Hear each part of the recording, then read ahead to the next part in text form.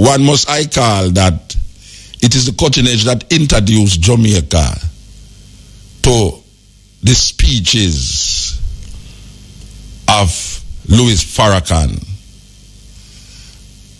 One must remember that before the cutting edge, no one even could have even think of playing a Farrakhan speech. And I remember, my brethren, there was a radio station in Montego Bay,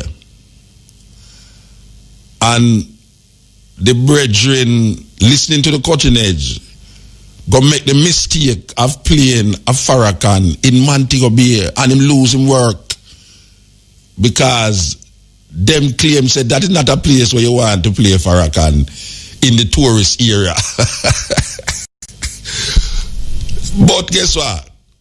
Cutting edge was being transmitted in Montego Bay and in surrounding areas. Some of them could have deal with that. But here we are said, oh, Farrakhan, I'm a brethren, you know. Yes, I'm a brethren. Trust me.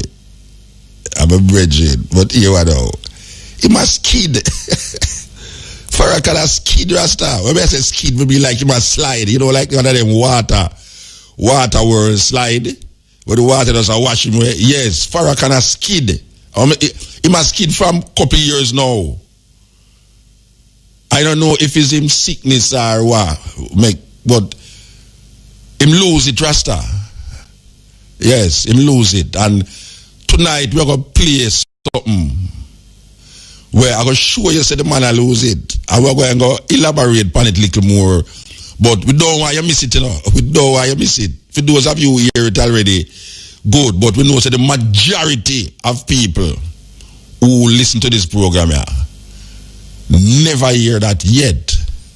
You know, years ago we read the article where Farrakhan and say he is now accepting Caucasians in the national.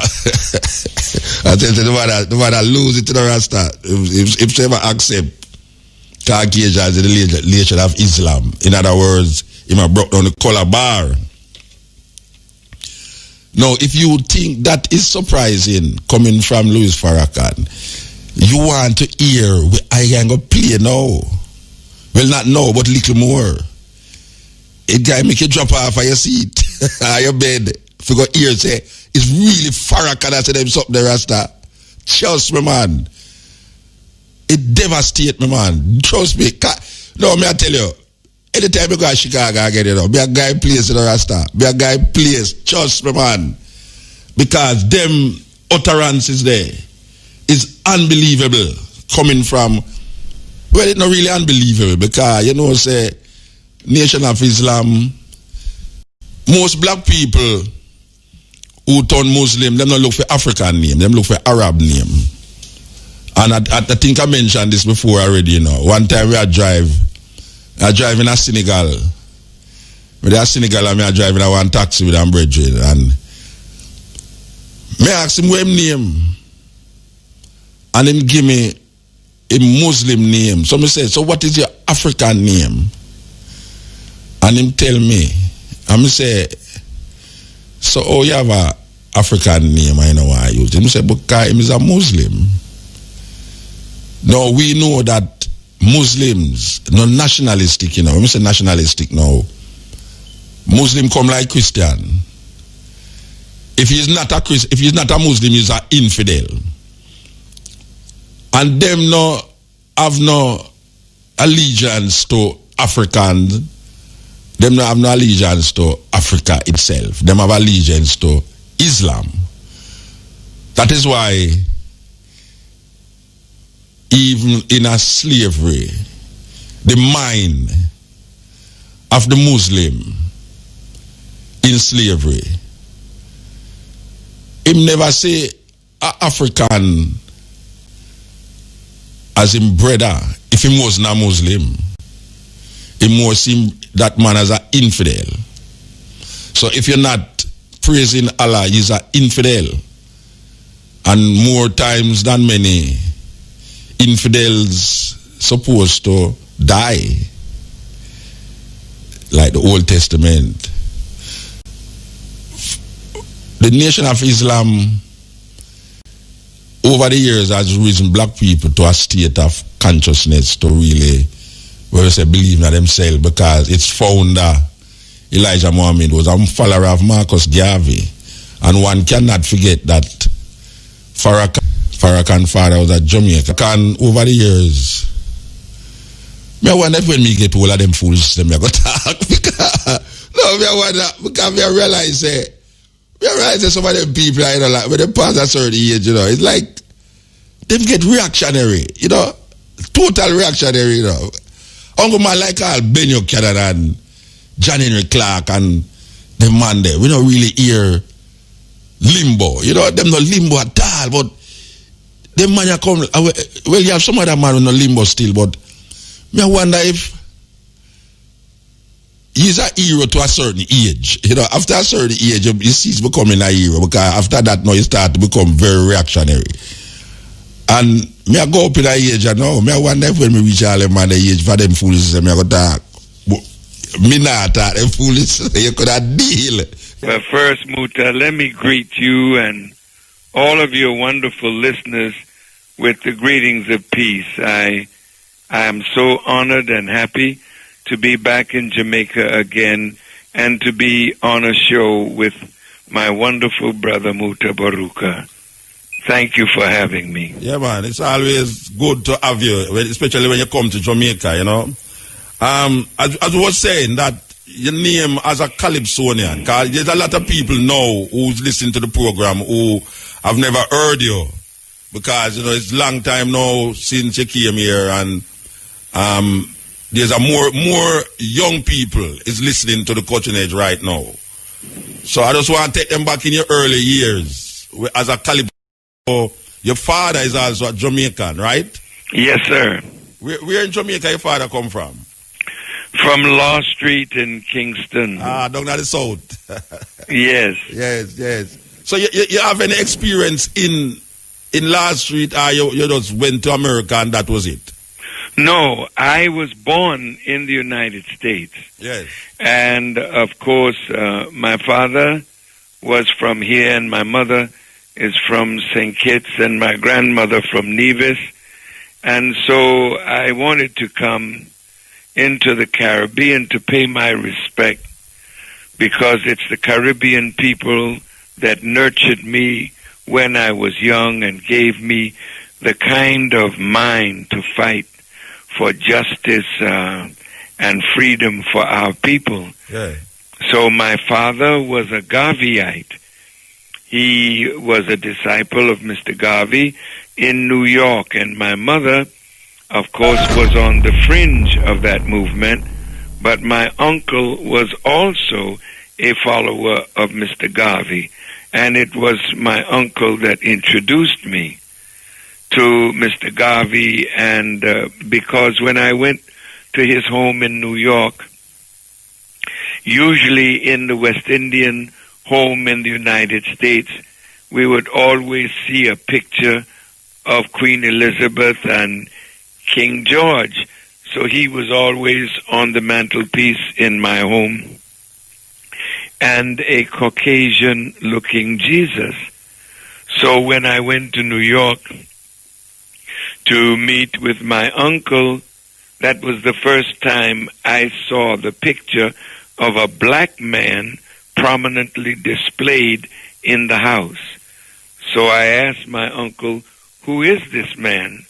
And my uncle said, "He's a man that came to unite black people." So I was just a little fella, 11 years old. So my uncle got a chair so I could stand up in the chair and drink in the features of this wonderful man who came to unite us. So when I asked my uncle, "Where is he, that I may go and meet him?" my uncle said that he had passed away, and tears fell from my eyes, because ever since I was a little boy in my Anglican church, I was always looking for someone who would deliver black people from the harsh oppression that we were under. So I would always ask my Sunday school teacher that if God sent Moses to deliver the children of Israel and Joshua to lead them into the promised land, and God delivered the Hebrews from the Babylonian servitude, why has not God sent someone to deliver us? So when I saw the face of Mr. Garvey, I thought, he is the deliverer that I have been looking for. So when I learned he had passed, my hope was dashed. But then 9 years later, or 8 years later, when I was 19 years of age, I heard of Elijah Muhammad, and I met Malcolm X in Boston. And I was invited to hear their lectures, but I was somewhat terrified of the image of Brother Malcolm, and so it was another year or so before I was playing in a nightclub in Chicago, headlining. It was called Calypso Follies, and I was the featured performer at the Blue Angel nightclub in Chicago. And while I was driving one day, I ran into a friend of mine, and I jumped out of the cab to go and greet him, and he was there for the Muslim Savior's Day convention. And that's when I heard the Honorable Elijah Muhammad, and later went to hear Malcolm X. And when I heard Brother Malcolm, I heard a black man talk like I had never heard a black man speak before. I never wanted to necessarily leave the church or change my religion. But since the church at that time was not seemingly interested in the liberation of our people from the oppressive hand of our oppressors, then I decided that I would become a Muslim, and I did and grew in Islam. But as I grew in Islam, I could see the common thread that runs in all of the major religions of the world. And so my aim now is not so much to convert people to this or that, but really the Quran teaches us that all of us are created in the nature of God, and that nature of God is submission to His will. So whether we call ourselves Christian or Buddhist or whatnot, our nature is to submit our will to do the will of God. We are absolutely the righteous by nature, but made wicked by circumstances. All right. So I'm happy to be here and happy to be with you, Brother Muta. Yeah, man, long time. But listen, I saw a documentary on Jamaica that dealt with the great debt that Jamaica is owing. Life and debt is called. Yes, man. Yeah. And I just saw it maybe a week or so ago, and it touched me very, very deeply. Yeah. And of course, you were prominently mentioned and heard in that documentary. Yeah, we helped to shape it, you know. Where you shaped it wonderful to tell the real story of Jamaica. Yeah, but I want to go back to what you just said a while ago about getting more experience. You now come to the understanding that the idea is not religion. Does that mean that you mean color also? Because there was a time when people here have the black Muslims rather than Nation of Islam, it drive a kind of anti-white, anti-Semitic thread in the minds of the people. Coming from where you were and being where you is now, is that the same idea that run through? Are you saying no due to experience that? Well, you know, Muta, that as black people, the one thing we share in common since our fathers were brought into slavery in the Western Hemisphere, the taking away from us of our names, our language, our culture, our history, our God, and our religion, we were turned inside out and upside down, where we began to hate the color of our skin, the flatness of our nose, the thickness of our lips, the kinkiness of our hair, and we were made to see ourselves as less than what other people are. So the Honorable Elijah Muhammad had to teach us the value of our blackness, that we are not black because we are cursed. We're black because we are the original life on this planet. And as the Bible teaches, from one blood came all nations. And the Honorable Elijah Muhammad taught us that we are that one blood that has produced all of the races that are on our planet.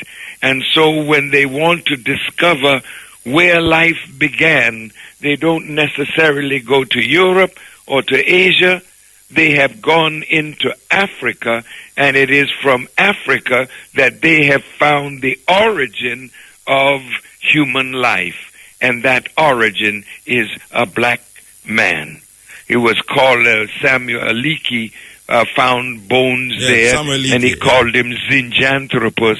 Yes. And Zinj mean black, and Anthropus mean man.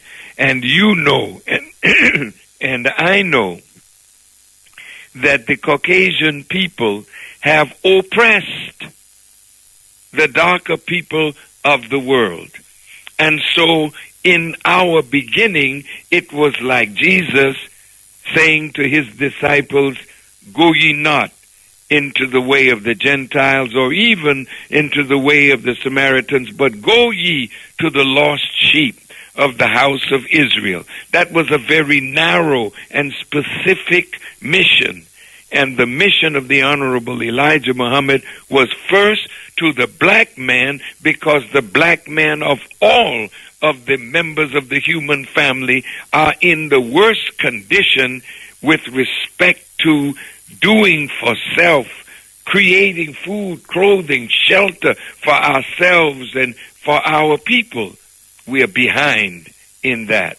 So the color thing was absolutely necessary to make us to see ourselves as someone of value that the Creator created as the Father of all human beings.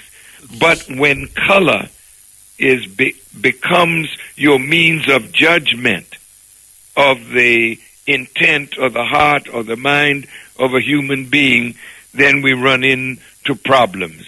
So as we grow and we mature, as Jesus said, take this gospel into all the nations, to every nation, kindred, and tongue. So there's a universality to the message of Elijah Muhammad. So in that being the case, then, when we reflect on the message to the black man, as written by Elijah Muhammad, and it speaks of the origin of the white race and how the white race come about. How would you view that now? I view it the same as I viewed it then. Yes.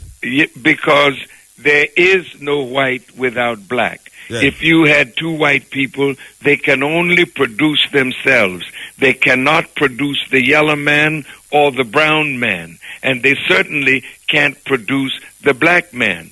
So one of their great geneticists discovered in his study of genetics that dark skin is dominant, light skin is recessive. Yes. Dark eyes are dominant, light eyes are recessive. And he said you can take the recessive from the dominant, but you cannot get the dominant from the recessive. So in the beginning was darkness, and then came light. Yes. And in the beginning was black, and then came white. So in the thesis about the origin of the white race, where it is given over to a man by the name of Jacob, I think it's Jacob. Yes. Yeah. Can you explain that as it is written and what you see it is now in this time? You know, in the scriptures, you get a man called Jacob. Yes. Jacob and Jacob is the same. Yeah. Jacob wrestled with the angel. And after he wrestled with the angel and prevailed, his name was changed from Jacob to Israel. Yeah. So here today, the Honorable Elijah Muhammad said, this Jacob that wrestled with the angel, it really is referring to the making of the white race. Mm-hmm. And they're coming onto the planet to produce a civilization different from the civilization of the original people. And we are now the victims of a civilization that is so different from the way of God and the way of the righteous. All right, and Muta, the saying of Elijah Muhammad is as true today as it was then. However, when we say Israel, if Israel represents the white race, then who are the children of Israel that were in bondage in Egypt under Pharaoh? The Honorable Elijah Muhammad said that is a symbolic, prophetic picture of black people today as children under the white race. We look to them like children look to their parents to provide us with jobs, with education, with food, clothing, and shelter. This is what a child does with a parent. Yes. But when we mature, we leave our father's house and we produce these things for ourselves. So it is time now for the children of Israel to be free from their domination over our lives. They're guiding our destiny. Right. And locking up our future in them. All right. Now we got to go free. I don't want to ponder on this too long, but as I said, there's a lot of young ones who is listening that never heard that reasoning before. Is Mr. Farrakhan saying that the angel who Jacob struggled with is not from the black race? No, the angel was definitely from the black race. Yes. So how did the white race come about in that struggle? Well, when you say through the struggle, he says, meaning Jacob fought with the angel and overcome. That's right. And then it brought about the new name Israel.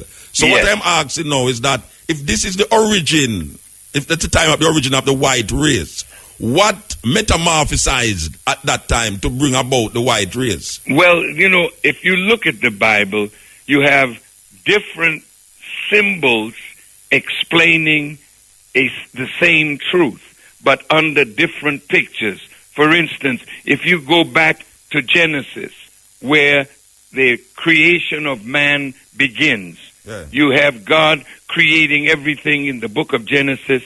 Then when it comes to the 26th verse of the first chapter, it says, let us make man in our image and after our likeness, and give them power and dominion over the fowl of the air, the fish of the sea, and every creeping thing that crawls upon the earth. And this is relating to the making of the first man called Adam. But if you read carefully the history, there's someone called the pre-Adamites.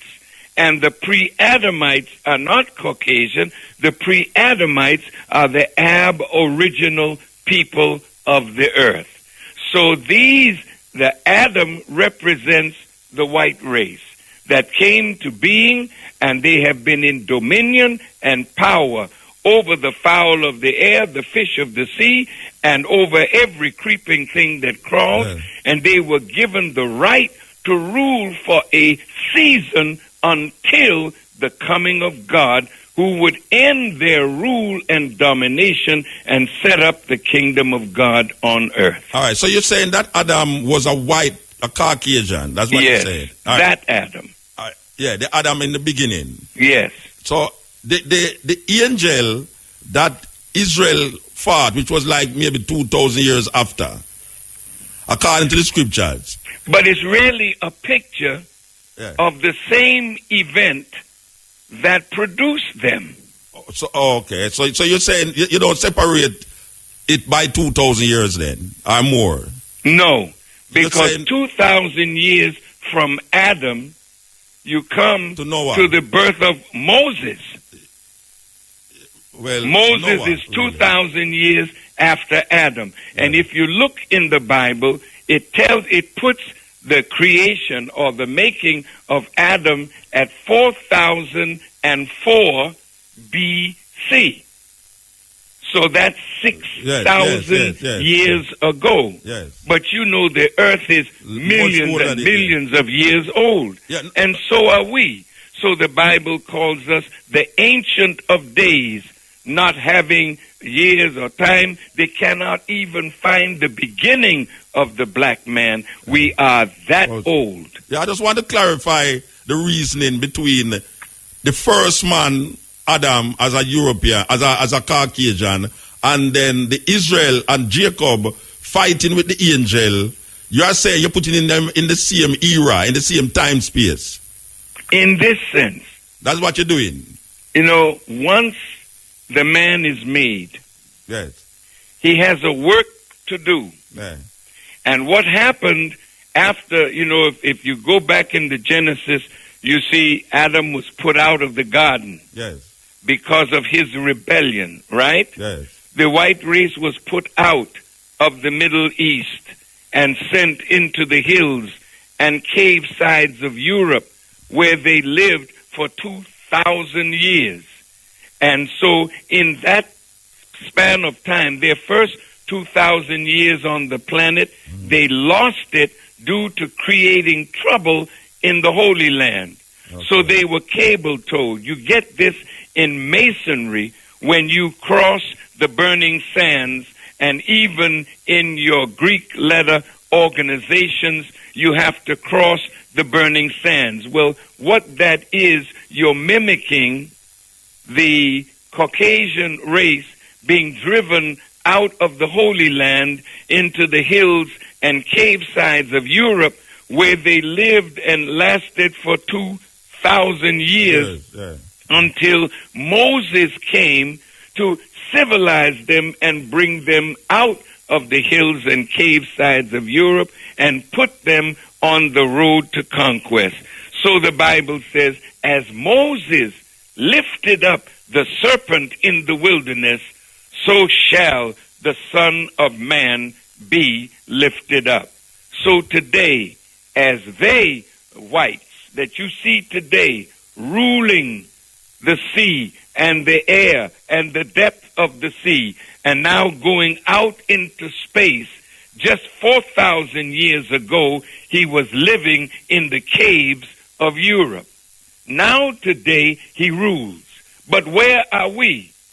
As Moses lifted up the serpent in the wilderness, now the Son of Man, we, the sons of men, are now under their foot, and we now are in a cave-like state, living a savage life of self-hatred, beating and killing and destroying each other to the joy of our enemies. So today, we have to be lifted up by the presence of God in a prophet or a messenger, and the last messenger is to be a man like Moses.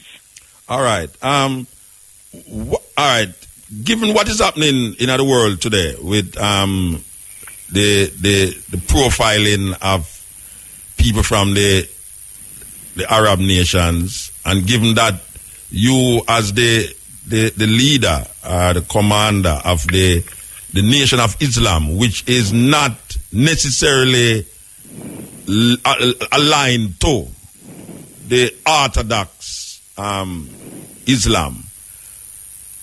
Are the Nation of Islam, are they being profiled in America because of aligning with a name like Islam?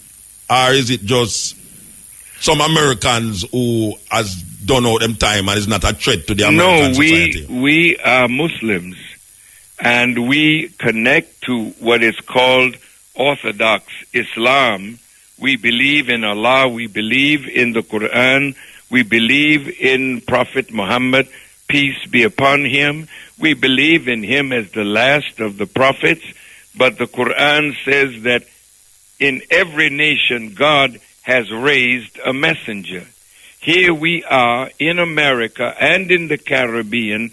We have never had a divine warner from God to visit us, to reform us, to lift us up, to fulfill the scripture that the bottom rail would come to the top and the last would be the first, and thou shalt no longer be the tail, but you shall be the head, for this is the Lord's doing, and it is marvelous in our sight.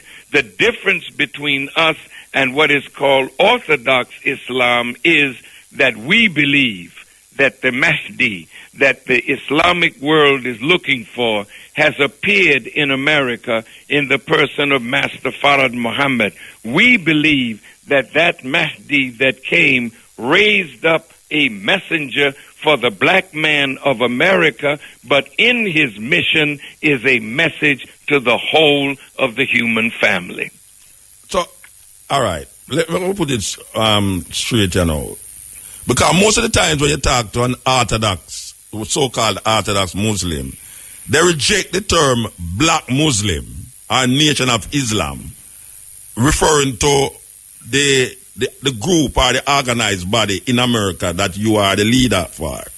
You are saying now that it is the same thing, but that you have recognized and identified a man in this time who is the Mu'ajin in America.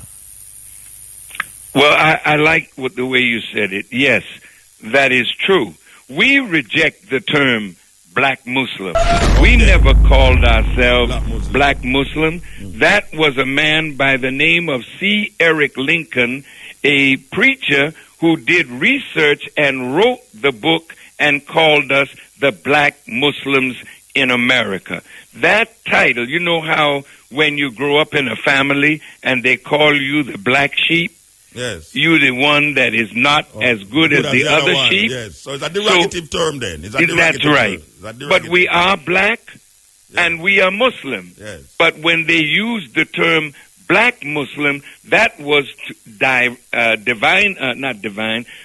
directly said to separate us from the world of Islam, yes, which has black, brown, red, yellow, and white people as part of the world of Islam. But you don't think that is part, that is one of the things that you is responsible for in terms of identifying specifically with black, therefore kind of neglecting the races, as how you say Islam, the Orthodox Muslims are. You specifically deal with black people.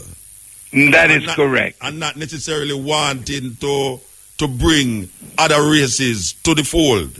Well, in truth, Brother Muta, you know, the Honorable Elijah Muhammad's mission was us first. Yes. Because in America, not so much in the Caribbean, because as I mentioned when I spoke to the students of theology at the University of the West Indies tonight, I said to them that Elijah Muhammad said to us, what it takes the black man in America 6 years to learn, the black man in the Caribbean will learn it in 6 months. The black people in America were so completely destroyed under slavery and the system of segregation and Jim Crow and laws that were made and put on the books that a black man will never rise.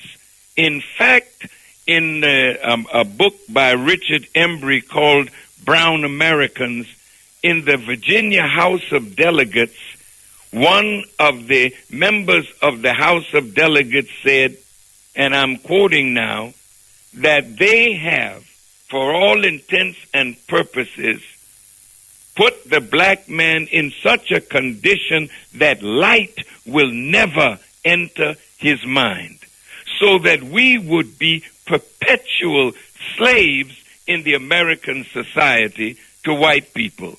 And that almost is perfectly true, because even in 2011, our people in America are still begging white people to do for us what we could unite and do for ourselves. Now, I want to get, Brother Muta, to the term Nation of Islam. And now I'm speaking not only to you, but to Orthodox Muslims. In the second surah of the Quran, when Abraham and Ishmael rebuilt the foundation of the house called the Kaaba, which is the spiritual focal point of all Muslims in Mecca, they made a prayer. And Ishmael and Abraham prayed to Almighty God Allah, asking him to accept their work and to make them Muslims and to raise from their offspring a nation of Muslims. Now, when Prophet Muhammad was raised by God in Arabia, he started the nation of Islam. He didn't start Saudi Arabia or Egypt or Morocco or Algeria or other Muslim countries.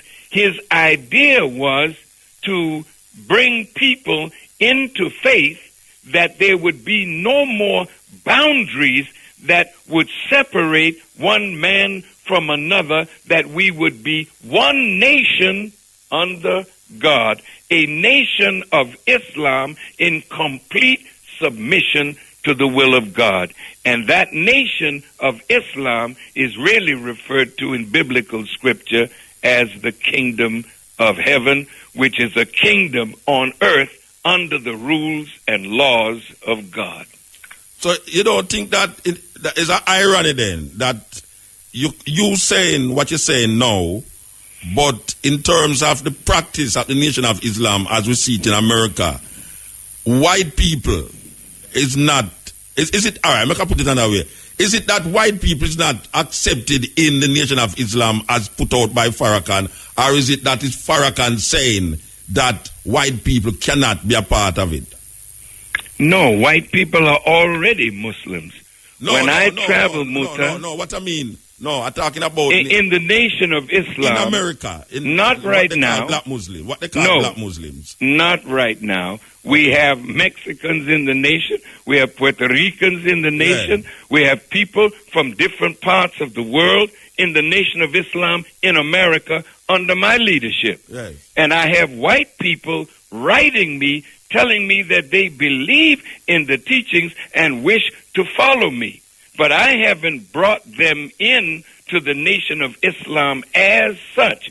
But during Salatul Juma or Juma prayer, everybody that is a Muslim, well, no matter what your color is, you're welcome. But it's like inviting somebody into your bathroom when you're trying to wash up and prepare yourself to meet the world. Yes. The black man is messed up. Yes. And so Elijah Muhammad took us away from the world, put us in a place where he could reform us and civilize us, and then enter us back in among the best in civilized society. And in that case, I'm saying any white person who wants to believe in Allah and follow the Sunnah or the actions of the Prophet and the word of the Prophet are welcome in Islam. And I'm saying this to you, Muta, because I know my words are recorded. I visited all over the world, and every Muslim country accepted me not only as a Muslim, but when I was in Mecca at the Holy House of Islam, the young Muslims that knew that Farrakhan was in Mecca during Ramadan, the last 10 nights of Ramadan, I was in Mecca. They broke down barriers to get to me, just to touch me, to know that a voice of Islam has come up in the West that is unafraid to speak truth to power. So yes, I have been accepted all over the world, and the best Muslims that I found them in Dagestan, in Russia, and they were white Muslims, but they were ready to die to protect me and those with me. Okay. So I have white Muslim brothers, and I honor them and respect them as my brother in faith. And that's the teachings of Elijah Muhammad as well. All right. So we reach a point where we talk about black people not reaching anywhere, especially in America. Given what is happening in America now, and given that the euphoria of Obama seemed to be dwindling, when he was just elected, or before he was elected, it was like the Messiah has come. We know that Farrakhan is always speaking in mind. Tell me about your view now, in this present time, of this black man being the king of Babylon, as we would call it in Jamaica. That's a very good statement, Muta. Yes.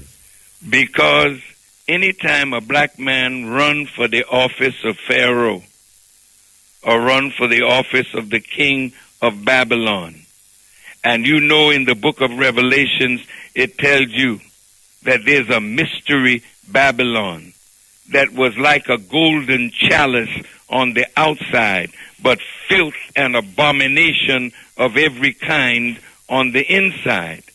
My brother Barack Obama was selected before he was elected. The man was a great organizer in Chicago. He became a senator, a state senator, then a United States senator.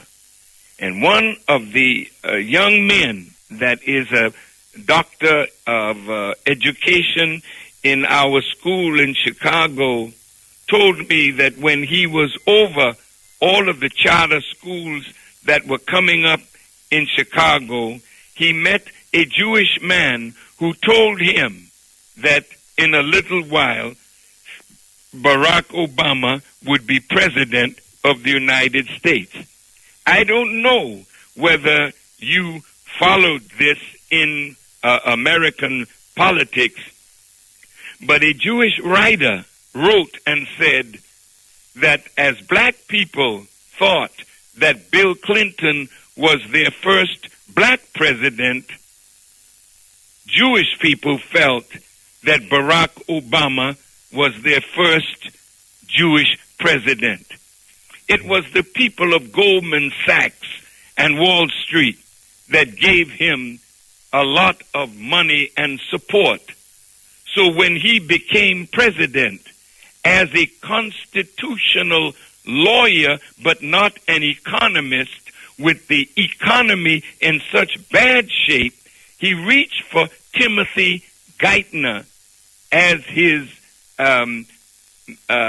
minister of finance and economics. He comes out of Wall Street, Goldman Sachs, Larry Summers, the former head of the Federal Reserve.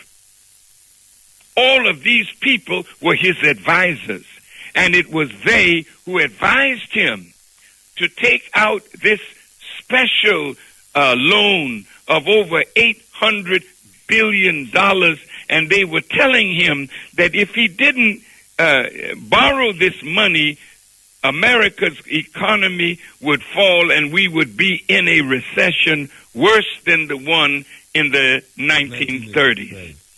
So he believed that, and he borrowed the money, and the money never went to bail out the people that needed it most. Yeah. It bailed out Wall Street and the bankers.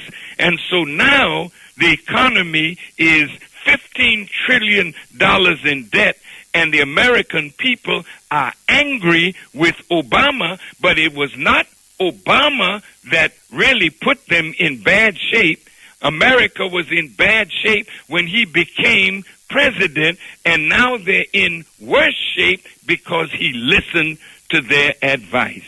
And so my brother, Barack Obama, when he was campaigning, you know how beautiful he was. You know how all of us felt proud that this black man from America with a white mother and an African father would become the president of the United States. But the one good thing that our brother has done, he has freed the minds of all our young people to know that they don't have to just be basketball players, football players, track stars, golf stars, singers, and dancers. They can rule. And so for that alone, we have benefited.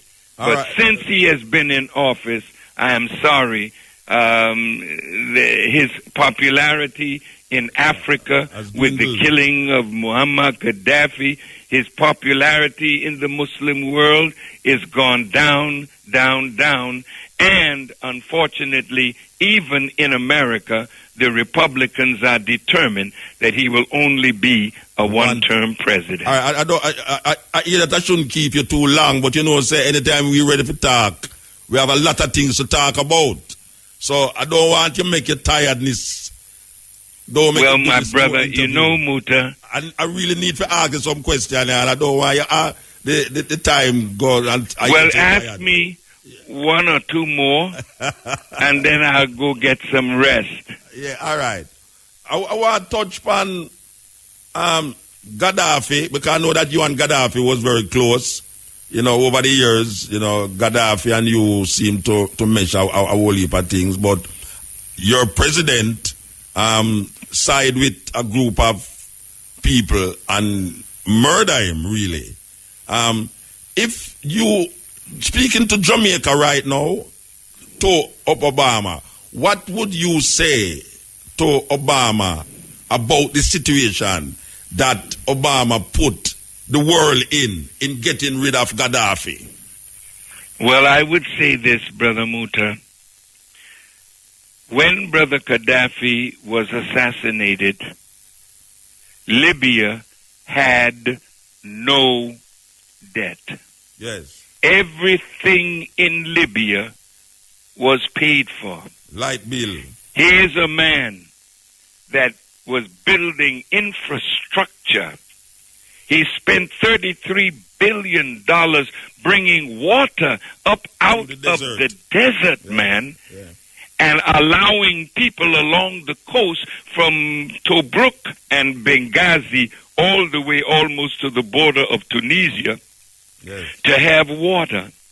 People had free housing, free medical attention, free education, and from the oil money, every Libyan had money deposited in their account from the oil that is under their foot. Yes.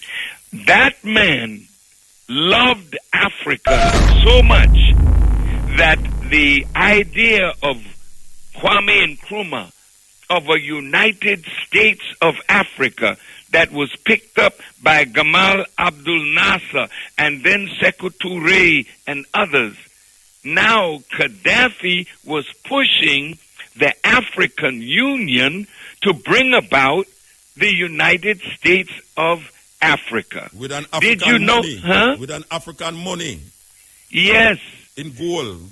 Did you know, brother, I'm sure you do, that anytime you call Africa, you would have to go through Europe. Yes. And Europe was getting $500 million a year just from our trying to call Africa, or Africa trying to call Europe, America, or anywhere else. Yes. Gaddafi put up $300 million, and other African nations put up $100 million, and they put up an African satellite where you can dial Africa direct. The last time that I was in Africa to the meeting of the African Union, there was for the first time prime ministers from the Caribbean.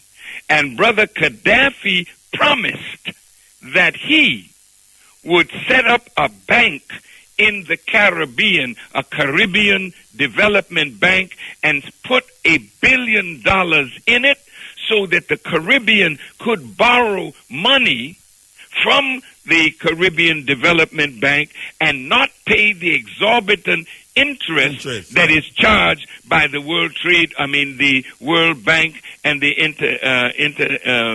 Monetary Fund.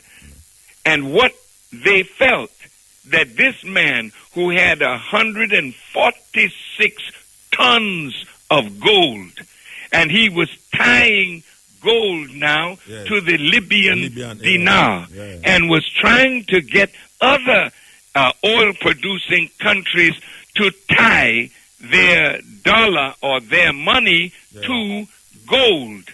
Which would eradicate the U.S. dollar. That would eradicate that the US is dollar. Correct. Yes. So that man had to go. And so, unfortunately, the last time I had a real serious meeting with him, the sanctions were lifted. He was meeting with Berlusconi. He was meeting with Tony Blair. He was meeting with Sarkozy. In fact, he gave money to get Sarkozy elected as the president of France. But all of the time, they were sucking him into a trap. And when I last spoke to him, I said, brother, they will never forgive you. And they will seek to destroy not only you, but the revolution that you started. Yeah. And he patted me on my thigh as if to say, I understand. But in reality, that is exactly what they've done. And Africa now has taken several steps backward.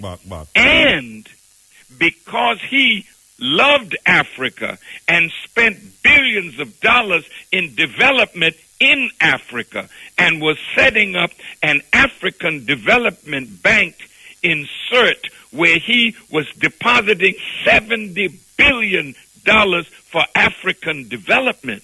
Then he united with the diaspora and wanted the diaspora to be represented in the African Union. Yes, yes. A lot of people so don't know that. To kill that man was one of the worst things that Brother Barack Obama could have done, because Barack said that this man is illegitimate.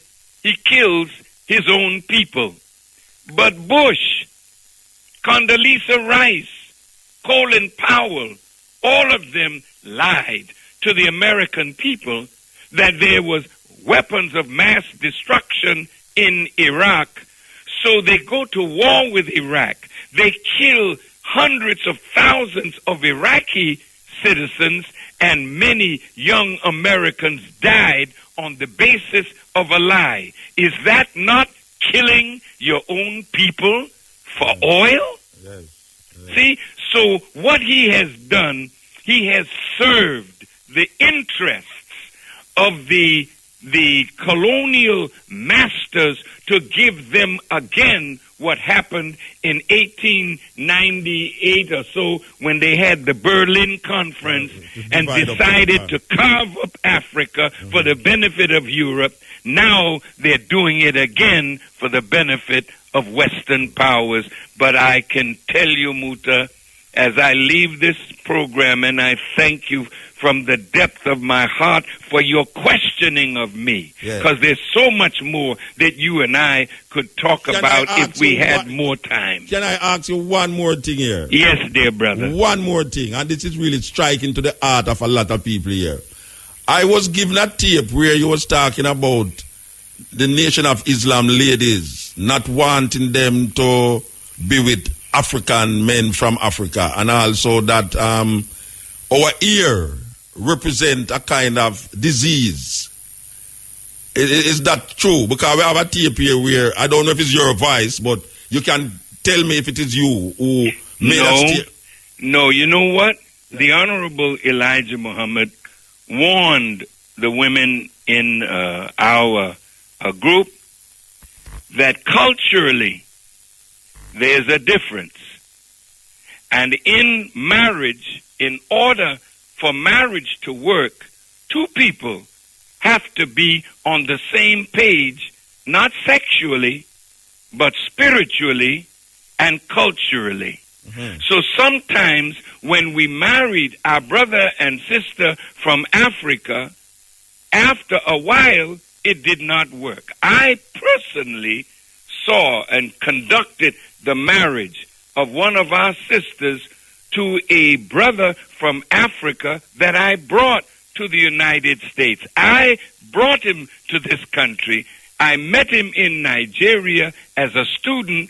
He now has a doctorate degree. He had many beautiful children from this sister, but they are no longer together. Well, those things happen. Yeah. But then you have some Muslims who were looking for a green card.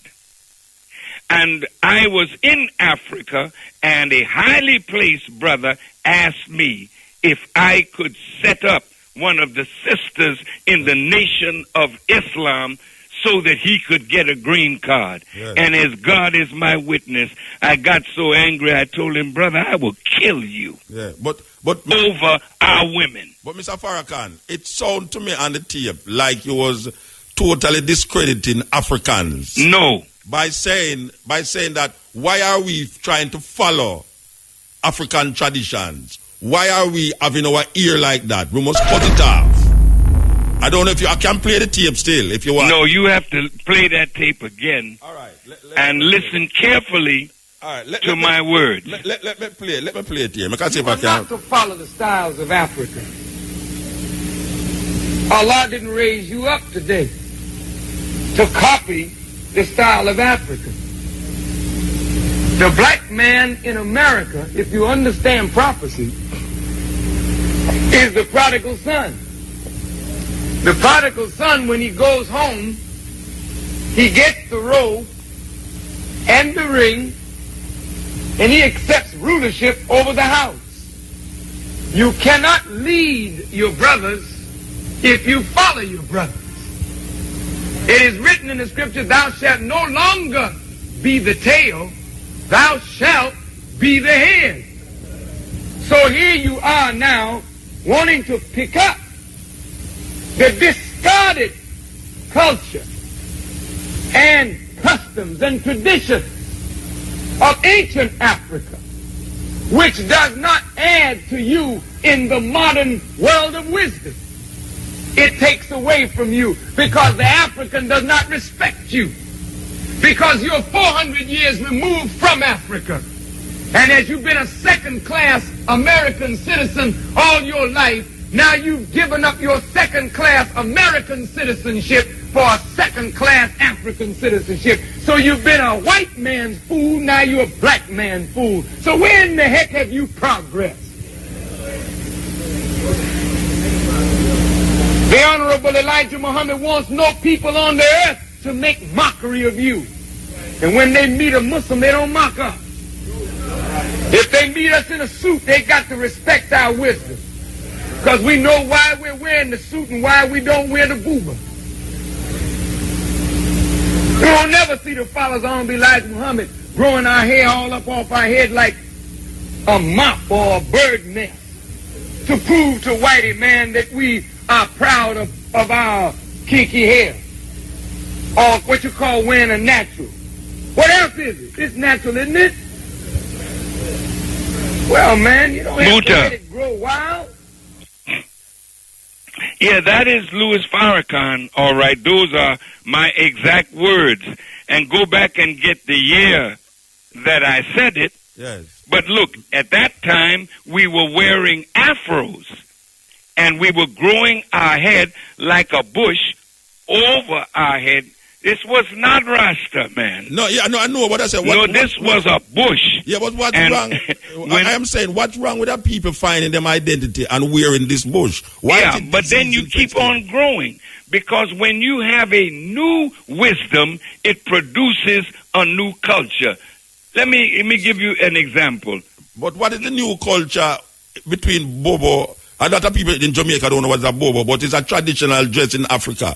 The coat and the tie is a European perception, and the bobo is an African thing. Why are you saying that, you will never see a Muslim, a Nation of Islam person in a bobo, as if that bobo is something that we must reject and really deal with? Well, let me put it like this. Yeah.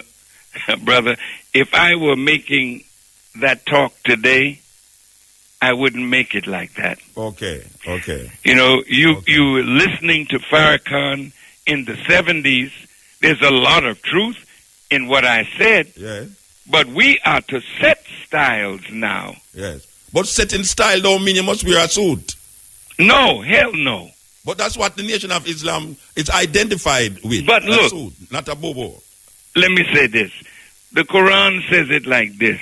Mm-hmm. We never send a messenger, but that he speaks the language of the people to whom he is sent. To, yes. We live in America. Yes. So if I dressed in an African attire, yes, I'm already now communicating to the person that's looking at me something. Yes. They could say, oh, he's an African, or they could say whatever they think. But I'm communicating by my dress. Yes. So the Honorable Elijah Muhammad asked his followers to put on a suit and a tie and dress like the business people of the world, because he was going to make us into a business people. However, he designed clothes for us that was not a suit and a tie. And I designed clothes for us that was not a suit and a tie. And if you look at the women, how the women were dressed, they're dressed decently, but not the same as our brothers and sisters on the continent. But I would say, brother, we respect our African culture. So we're agreeing that you wouldn't say... No, I wouldn't say it like that today. Because Paul was a great teacher. Yes. But when Paul got to a certain stage of development, Paul said, when I was a child, I spoke as a child because I understood as a child. But when I became a man, I put away childish things. I respect that. I totally respect what you're saying now, and it leave me make my heart feel nicer towards what I hear, because I mean, there's a lot. When I played it, a lot of people was very angry in Jamaica when we played it, to hear that Farrakhan is saying that. But when did you play it? It's about a month ago. Oh God, you played something a month ago that I spoke in the 70s. Yeah, but you see, things go around, Things go around. Well, it's okay, though. Yeah. I would be glad to sit and defend the truth of what I said, and, of course, graduate from those things that I said that today I would not say. Give thanks, Bridget. So I'm going to make you go sleep now, and it's long time I don't see you, though. Long time I don't see you. But Muta, yes, it is always a pleasure, man. Yes. Not only to see you, but to hear you. Yes. And I loved your line of questioning. Give thanks. May God continue to bless you and bless those with you, and I look forward to seeing you again and again.